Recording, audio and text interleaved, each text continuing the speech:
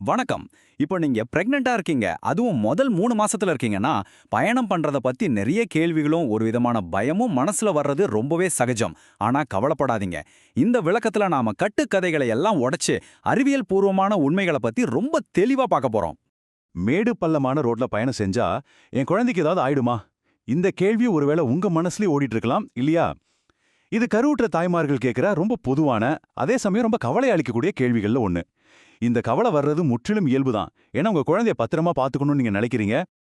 நம்மளோட நோக்கம் ரொம்ப சிம்பிள். இந்த பழங்காதைகள், தேவையில்லாத குழப்பங்கள் எல்லாத்தையும் ஓரமா வச்சுட்டு, உங்களுக்கு தெளிவான, சயின்ஸ் அடிப்படையிலான ஒரு வழிகாட்டுதலை கொடுக்கறது தான். இதனால நீங்க ரொம்ப நம்பிக்கையோட உங்க பயணங்களை திட்டமிடலாம். சரி, வாங்க முதல்ல பல பேரோட முதல் பெரிய கவலையான இந்த ரோடு பயணங்களை பத்தி பாப்போம். முக்கியமா அந்த திடீர்னு வர்ற அதிர்வும் குழுக்களும் அது உண்மையிலேயே ஆபத்தானதா? இந்த ஸ்லைடை பாருங்களேன், ரொம்ப சுவாரஸ்யமான ஒரு விஷயம். ஒரு பொதுவான கட்டுக்கதையை இது நேரா உடைக்குது. லெஃப்ட் சைடில் பார்த்தீங்கன்னா அந்த பயம், கார் அதிர்வால குழந்தைக்கு ஏதாவது ஆயிருமோன்னு. ஆனா ரைட் சைடில் இருக்கு பாருங்க, அறிவியல் உண்மை. உங்க குழந்தை கருப்பைக்குள்ள ரொம்ப பத்திரமா இருக்கு. அதை சுத்தி பனிக்குட நீர் ஒரு குஷன் மாதிரி இருக்கு. அதனால ரொம்ப ரொம்ப சேஃப். பனிக்குடா நீர்னா என்ன? சிம்பிளா சொல்லணும்னா, அது உங்க குழந்தையோட பர்சனல் ஷாக் அப்சார்பர் மாதிரி. இது ஒரு தண்ணி மாதிரி ஒரு திரவம் நிறைஞ்ச ஒரு பை. வெளியிலிருந்து வர்ற அதிர்வுகள்ல இருந்து உங்க குழந்தைய இதுதான் பாதுகாக்குது. ஒரு நேச்சுரல் பாதுகாப்பு கவசம் மாதிரி இது வேலை செய்யும்.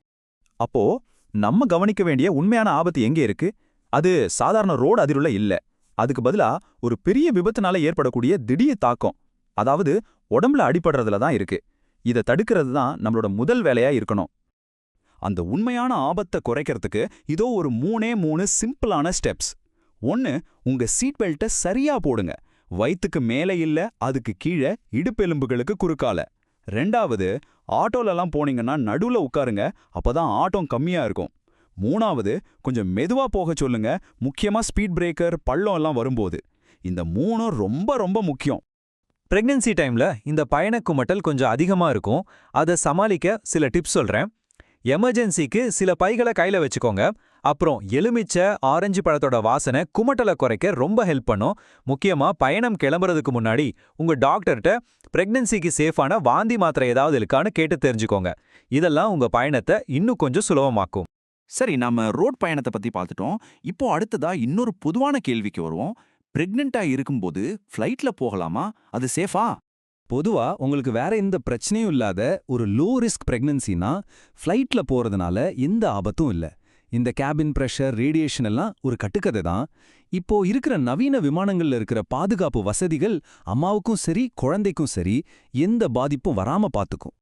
ஆனா விமானத்துல நீண்ட நேரம் அசையாம உட்கார்ந்திருக்கும் போது ஒரு சின்ன ரிஸ்க் இருக்கு. அதுக்கு பேரு தான் டீப் வெயின் த்ரோம்போசிஸ், அதாவது டிவிடி. சிம்பிளா சொன்னா, கால்ல இருக்கிற நரம்புகள்ல ரத்தம் உறைஞ்சு போறது. பிரெக்னன்சி டைம்ல ரத்தம் கொஞ்சம் சுலபமா உறையிற தன்மை கொண்டதா இருக்கும். அதனால இந்த விஷயத்துல நம்ம கொஞ்சம் ஜாக்கிரதையா இருக்கணும். இந்த டிவிடி அபாயத்தை குறைக்க ஒரு 3 சிம்பிளான விஷயத்த ஃபாலோ பண்ணா போதும். 1, நிறைய தண்ணி குடிங்க. 2, முடிஞ்சா ஐல் சீட், அதாவது ஓரமா இருக்கிற சீட்டை தேர்ந்தெடுங்க. அப்போதான் எந்திரிச்சு நடக்க ஈஸியா இருக்கும். 3, ரொம்ப நேர பயணம்னா ஒவ்வொரு மணி நேரத்துக்கும் ஒரு 5 நிமிஷம் எந்திரிச்சு நடங்க. இது உங்க ரத்த ஓட்டத்தை சீரா வச்சுக்கும்.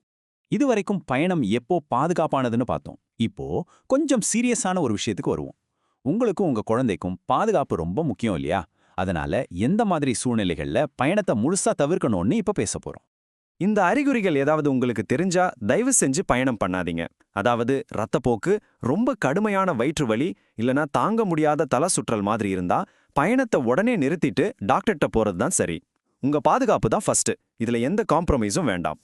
சரி, நாம இப்போ இந்த முழு விஷயத்தோட முக்கியமான கடைசி பகுதிக்கு வந்துட்டோம். இது எல்லா ஆலோசனைகளையும் விட முக்கியமான ஒரு தங்க விதி. இந்த ஒரு அறிவியல் உண்மையை மட்டும் நல்லா மனசுல பதிய வச்சுக்கோங்க. சாதாரண பயணம் குழந்தைய உதிரச் செய்யாது. இது வெறும் கட்டுக்கதை. இந்த உண்மையை நீங்க முழுசா நம்பலாம். இது உங்களுக்கு ஒரு பெரிய தைரியத்தை கொடுக்கும். எல்லா அறிவியல் உண்மைகளையும் தாண்டி உங்க உடம்ப சொல்றத கேட்கறதா ரொம்ப ரொம்ப முக்கியம். யோசிச்சு பாருங்க, உங்க உடம்பு ஒரு புது உயிரை உருவாக்குற ஒரு கடினமான வேலையை செஞ்சுட்டு இருக்கு. அது என்ன சொல்லுதுன்னு கேளுங்க. ஒருவேளை ஒரு பயணம் உங்களுக்கு ரொம்ப டயர்டா இல்ல கஷ்டமா இருக்குன்னு தோணுச்சுன்னா அதை தள்ளி போடுறதுல எந்த தப்பும் இல்ல. உங்களை நீங்க பாத்துக்கிறதா முதல் படி. இப்போ இந்த அறிவியல உண்மைகள் எல்லாம் உங்களுக்கு தெரிஞ்சிருச்சு. இத மனசுல வச்சுக்கிட்டு உங்க அடுத்த பயணத்துல உங்க உடம்பு சொல்றத எப்படி கேட்க போறீங்க? நம்பிக்கையோட நல்ல முடிவுகளை எடுத்து இந்த அற்புதமான காலத்தை பாதுகாப்பாகவும் சந்தோஷமாகவும் கொண்டாடுங்க. நன்றி.